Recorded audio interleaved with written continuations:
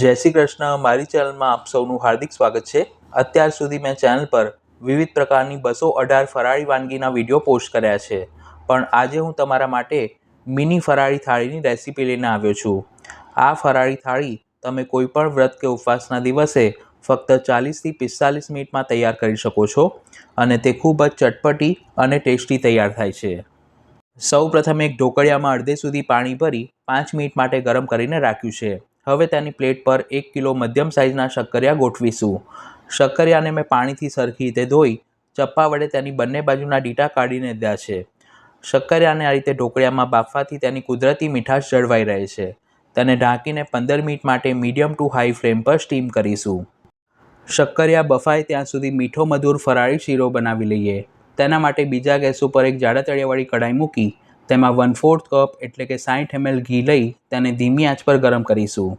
ઘી હૂંફાળું ગરમ થાય એટલે તેમાં અડધો કપ કુટ્ટીનો લોટ, જેને હિન્દીમાં કુટ્ટુ કા આટા અને ઇંગ્લિશમાં બકવીટ ફ્લાવર તરીકે ઓળખાય છે, તે ઉમેરીશું અને તેને ઘીની સાથે સરખી રીતે મિક્સ કરી લોટ શેકાય અને તે ફૂલીને હળવો બને ત્યાં સુધી તાવેથા વડે સતત હલાવતા રહીશું. લોટને શેકવામાં 5 થી 7 મિનિટનો સમય લાગે છે. સુખડી કે શીરો બનાવતી વખતે લોટને ધીમા તાપે શેકવાથી શીરાની મીઠાશ પણ સારી આવે છે અને તે બિલકુલ કાચો નથી રહેતો.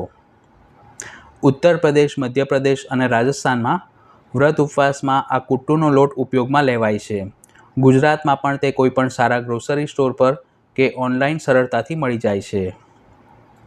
શીરામાં ઉમેરવા માટે મેં 1 કપ એટલે કે 250 ml પાણી લઈ તેને ગરમ કરવા માટે મૂક્યું હતું. પાણી ઉકળવા લાગે એટલે ગેસ બંધ કરી તેને ઢાંકીને મૂકી રાખીશું. લોટ શેકાવાની સુગંધ આવે એટલે તેમાં 1 ચમચી કિશમિશ ઉમેરીશું. કિશમિશને ફૂલવામાં ફક્ત 5 સેકન્ડનો સમય લાગે છે, એટલે તેને છેલ્લે જ ઉમેરવી. તમે પોતાના મનગમતા ડ્રાયફ્રૂટ શીરામાં ઉમેરી શકો છો. હવે જે પાણી ગરમ કરીને રાખ્યું છે તે થોડું થોડું કરીને આ મિશ્રણમાં ઉમેરતા જવું અને લોટના બિલકુલ પણ ગાંઠા ન પડે તેમ તાવેથા વડે તેને વચ્ચે વચ્ચે હલાવતા રહેવું. પાણીના બદલે તમે દૂધનો ઉપયોગ કરીને પણ આ શીરો બનાવી શકો છો, પણ પાણી કે દૂધ જે પણ લો તેનું માપ લોટ કરતાં હંમેશા બમણું રાખવું. હવે બધું જ પાણી લોટમાં સરખું એબ્ઝોર્બ થાય અને મિશ્રણ કઢાઈમાંથી છૂટું પડે ત્યાં સુધી તેને આ રીતે તાવેથા વડે સતત હલાવતા રહીશું. આ ફરાળી શીરો બનાવવામાં ફક્ત 12 થી 15 મિનિટ જેટલો સમય લાગે છે. જો તમારે ત્યાં કુટ્ટોનો લોટ ન મળે તો તમે આ જ રીતે રાજગરાના લોટનો કે શિંગોડાના લોટનો શીરો પણ બનાવી શકો છો, જેની વિડીયોની લિંક ડિસ્ક્રિપ્શન બોક્સમાં આપી છે. હવે લોટમાં આપણે 1/3 કપ ખાંડ ઉમેરીશું. ખાંડનું માપ તમને જેટલું ગળ્યું ખાવાનું પસંદ હોય તે પ્રમાણે ઉમેરી શકો છો. તેને મિક્સ કરી ખાંડ ઓગળે અને તેનું પાણી બળે અને શીરામાંથી ઘી છૂટું પડે ત્યાં સુધી તેને કૂક કરીશું. કોઈપણ ફરાળી વાનગી બનાવતી વખતે ગળપણમાં ખાંડનો જ ઉપયોગ કરવામાં આવે છે, કારણ કે ગોળમાં થોડા પ્રમાણમાં મીઠું ઉમેરેલું હોય છે, એટલે તે ફરાળમાં નથી લેવાતો. જે લોકો ડાયાબિટીસ પેશન્ટ હોય તેઓ પણ કુટ્ટુના લોટનો ઉપયોગ કરીને વિવિધ વાનગી બનાવી શકે છે. અગાઉ મેં ચેનલ પર કુટ્ટુના લોટની ફરાળી કઢી, ફરાળી ઢોકળા અને ફરાળી દહીં વડાની રેસીપી પોસ્ટ કરી છે. તેની લિંક પણ ડિસ્ક્રિપ્શન બોક્સમાં મળી જશે. શીરામાંથી સરસ ઘી છૂટું પડે એટલે છેલ્લે તેમાં 1 ચમચી જેટલું ઘી ઉમેરીશું, જેથી તેનું શાઇનિંગ ખૂબ સરસ આવશે. આ શીરો દેખાવમાં થોડોક ડાર્ક બને છે, પણ હેલ્થની દ્રષ્ટિએ કુટ્ટુનો લોટ ખૂબ જ ફાયદાકારક છે. શીરો બનીને તૈયાર છે. ફ્લેવર માટે તેમાં 1/4 ટીસ્પૂન ઇલાયચી પાવડર અને ગાર્નિશિંગ માટે 1 ટેબલસ્પૂન જેટલી બદામની કતરણ ઉમેરીશું અને ગેસ બંધ કરી ગરમા ગરમ શીરાને એક બાઉલમાં કાઢી લઈશું. આ રીતે ફરાળી શીરો બનાવી આપણે શ્રી ઠાકોરજીને દૂધગરની સામગ્રી તરીકે ભોગ પણ ધરી શકીએ છીએ. હવે 15 મિનિટ બાદ શક્કરિયા સરસ બફાઈ ગયા છે કે નહીં તે ચેક કરવા માટે તેના ઉપર કાંટા ચમચી અથવા તો ટૂથપીક લગાવી જોવી. જો તે અંદર સુધી જાય તો સમજવું કે શક્કરિયા બફાઈ ગયા છે. જો વધુ પડતા જાડા શક્કરિયા હોય તો તેને બાફવામાં 20 મિનિટ જેટલો સમય પણ લાગી શકે છે. હવે ગેસ બંધ કરી શક્કરિયા ઠંડા પડે પછી તેને છોલી લઈશું. હવે ફરાળી થેપલા બનાવવા માટે મેં 3 નંગ મીડિયમ સાઇઝના બાફેલા શક્કરિયા લીધા છે. તેને મોટા છેદવાળી છીણી વડે છીણી લઈશું. શક્કરિયા ઠંડા પડે પછી જ તેને છીણવા અથવા તો મેશ કરવા, જેથી તે બિલકુલ ચીકણા ન પડે. માર્કેટમાંથી જ્યારે પણ તમે શક્કરિયા ખરીદો ત્યારે તે વધુ પડતા પાતળા હોય તેવા ન લેવા, નહીંતર તેમાં રેસાનું પ્રમાણ વધુ રહેલું હશે. જો થોડા ઘણા રેસા રહેલા હોય તો આ રીતે છીણવાથી તે અલગ થઈ જાય છે. હવે શક્કરિયાના છીણમાં તીખાશ માટે અડધી ચમચી લીલા મરચાંની પેસ્ટ અને અડધી ચમચી આદુની પેસ્ટ ઉમેરીશું. તેની સાથે સ્વાદ પ્રમાણે સિંધવ મીઠું અને 5 ચમચી મરી પાવડર ઉમેરીશું. તીખું તમે જેટલું ખાવાનું પસંદ કરતા હો તે પ્રમાણે ઉમેરી શકો છો. ખટાશ માટે 1 ચમચી લીંબુનો રસ અને 1 ટેબલસ્પૂન બારીક સમારેલી કોથમીર ઉમેરી ચમચી વડે બધું જ સરખું મિક્સ કરી લઈશું. લીંબુના રસના બદલે તમે આમચૂર પાવડરનો ઉપયોગ કરી શકો છો, અને જો તમે ફરાળમાં કોથમીર ન ખાતા હો તો તેને સ્કીપ પણ કરી શકાય છે. શક્કરિયામાં કુદરતી મીઠાશ રહેલી હોવાથી ગળપણ ઉમેરવાની જરૂર નથી રહેતી. તેમાં 1 કપ રાજગરાનો ઝીણો લોટ ઉમેરી બધું જ સરખું મિક્સ કરીશું. અને થેપલાને થોડા બહારથી ક્રિસ્પી બનાવવા માટે તેમાં 1 ટેબલસ્પૂન શીંગ તેલનું મોણ ઉમેરીશું. શક્કરિયાને આપણે બાફીને લીધા છે, એટલે લોટ બાંધતી વખતે તેમાં બિલકુલ પાણી ઉમેરવાની જરૂર નથી રહેતી. રાજગરાનો લોટ ગ્લુટેન ફ્રી હોય છે, એટલે લોટ બાંધ્યા પછી તેને ઢાંકીને મૂકી ન રાખવો, નહીંતર તે જરૂરિયાત કરતાં વધુ નરમ થઈ જશે. હજુ પણ મને લોટ થોડો ઓછો લાગે છે, એટલે ફરીથી 1/4 કપ જેટલો રાજગરાનો લોટ ઉમેર્યો છે. એટલે અત્યારે આપણે ટોટલ 1/4 કપ લોટનો ઉપયોગ કર્યો છે.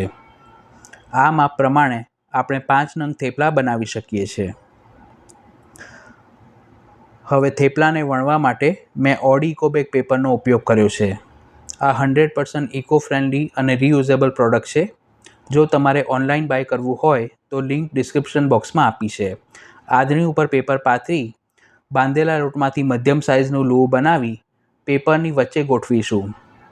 આ પેપરની એક ખાસિયત છે કે લોટ તેના ઉપર બિલકુલ ચોંટતો નથી, એટલે આપણે અટામણ લેવાની જરૂર નથી. હવે મધ્યમ જાડું થેપલું વણી લઈશું. જો તમારી પાસે આ રીતનું પેપર ન હોય તો તમે કોઈ પણ પ્લાસ્ટિકની શીટને તેલથી ગ્રીસ કરીને લઈ શકો છો, અથવા તો રાજગરાના લોટનું અટામણ લઈને પણ થેપલા વણી શકો છો. થેપલા બહુ વધુ પડતા પાતળા ન વણવા, મધ્યમ જાડા જ રાખવા. થેપલાને શેકવા માટે નોનસ્ટિક પેનમાં અડધી ચમચી જેટલું શીંગ તેલ મૂકી તેને સરખું સ્પ્રેડ કરીશું અને 1 મિનિટ માટે પેનને ગરમ થવા દઈશું. તમે લોખંડની તવીમાં પણ થેપલાને શેકી શકો છો. થેપલાને પેનમાં મૂકી સાઈડમાં જરૂર મુજબ તેલ મૂકતા જવું અને ધીમીથી મધ્યમ આંચ પર બંને બાજુથી સાધારણ સોનેરી રંગનું થાય તે રીતે શેકી લેવું. જે લોકો ફરાળમાં બટાકા ખાવાનું પસંદ ન કરતા હોય તેઓના માટે પણ આ એકદમ બેસ્ટ રેસીપી છે. આ થેપલાની એક ખાસિયત છે કે તેમાં આપણે શક્કરિયા ઉમેરીને બનાવ્યા છે, એટલે તે ગરમ હોય ત્યારે તો પોચા રહે છે, પરંતુ તમે ઠંડા થાય પછી પણ ખાઓ તો પણ તે એટલા જ સ્વાદિષ્ટ અને પોચા લાગે છે. એકવાર થેપલાને શેકવામાં આશરે 2 થી 2.5 મિનિટનો સમય લાગે છે. આ રીતે તાવેથા વડે પ્રેસ કરતા રહેવું, જેથી અંદરથી તે બિલકુલ કાચું ન રહે. થેપલાને એક પ્લેટમાં કાઢી બાકીના થેપલા પણ આપણે વણીને આ જ રીતે શેકી લઈશું. હવે થેપલા સાથે સર્વ કરવા માટે સૂકી ભાજી બનાવીશું. તેના માટે મેં 250 ગ્રામ બાફીને સમારેલા શક્કરિયા અને 250 ગ્રામ બાફીને સમારેલા બટાકા લીધા છે. કઢાઈમાં 2 ટેબલસ્પૂન શીંગ તેલ લઈ તેને ગરમ કરીશું. તેલ હૂંફાળું ગરમ થાય એટલે તેમાં 1 ચમચી જીરું ઉમેરીશું અને જીરું સરસ ફૂટવા લાગે એટલે ફ્લેવર માટે 8 થી 10 નંગ મીઠા લીમડાના પાન અને તીખાશ માટે 2 નંગ ઊભી સ્લાઇસમાં સમારેલા લીલા મરચાં ઉમેરીશું. બધી જ સામગ્રીના માપ મેં નીચે ડિસ્ક્રિપ્શન બોક્સમાં આપ્યા છે. સૂકી ભાજીને વધુ સ્વાદિષ્ટ અને થોડી ક્રન્ચી બનાવવા માટે 1 ટેબલસ્પૂન અધકચરા વાટેલા શીંગદાણા ઉમેરીશું અને તેની કચાશ દૂર થાય ત્યાં સુધી 10 થી 15 સેકન્ડ માટે તેને સાંતળી લઈશું. પછી તેમાં બાફીને સમારેલા બટાકા અને બાફીને સમારેલા શક્કરિયા ઉમેરીશું. અત્યારે મેં શક્કરિયા અને બટાકા બંનેનું માપ સરખું રાખ્યું છે, પણ જો તમે બટાકા ખાવાનું એવોઇડ કરતા હો તો એકલા શક્કરિયાનો ઉપયોગ કરીને પણ આ જ રીતે સૂકી ભાજી બનાવી શકો છો. તેમાં અડધી ચમચી કાળા મરીનો પાવડર અને સ્વાદ પ્રમાણે સિંધવ મીઠું ઉમેરીશું. બટાકાને પ્રેશર કુકરમાં બાફતી વખતે પણ મેં થોડું સિંધવ ઉમેર્યું હતું, એટલે અત્યારે પ્રમાણસર ઉમેરવું. તેને વધુ ચટપટી અને ટેસ્ટી બનાવવા માટે 2 ચમચી ખાંડ અને અડધા લીંબુનો રસ ઉમેરીશું અને ધીમીથી મધ્યમ આંચ પર ચમચા વડે તેને મિક્સ કરી 2 થી 3 મિનિટ માટે કૂક કરીશું, જેથી ખાંડ ઓગળી જશે અને મસાલા પણ સૂકી ભાજીમાં સરસ ભળી જશે. શક્કરિયા પ્રમાણમાં નરમ હોય છે એટલે વધુ પડતું મિક્સ ન કરવું, નહીંતર સૂકી ભાજી પ્રમાણમાં ચીકણી બનશે. છેલ્લે તેના ઉપર 1 ટેબલસ્પૂન બારીક સમારેલી કોથમીર ભભરાવી ગેસ બંધ કરી ગરમા ગરમ સૂકી ભાજીને આપણે શક્કરિયાના ફરાળી પરોઠા અને કુટ્ટીના લોટના ફરાળી શીરા સાથે સર્વ કરીશું. તો વ્રત ઉપવાસમાં તમે પણ આ ત્રણેય ફરાળી વાનગી ઘરે જરૂર બનાવજો. વિડીયો પસંદ આવી હોય તો તેને લાઇક અને શેર કરવાનું ન ભૂલશો અને ચેનલ પર પહેલીવાર આવ્યા હો તો આવી ઉપયોગી રેસિપીઝ જોવા માટે તેને સબસ્ક્રાઈબ કરી બાજુમાં આપેલા બેલ આઇકોન પર ક્લિક કરજો. તો ફરી મળીશું એક નવી રેસિપી સાથે. Thanks for watching this video.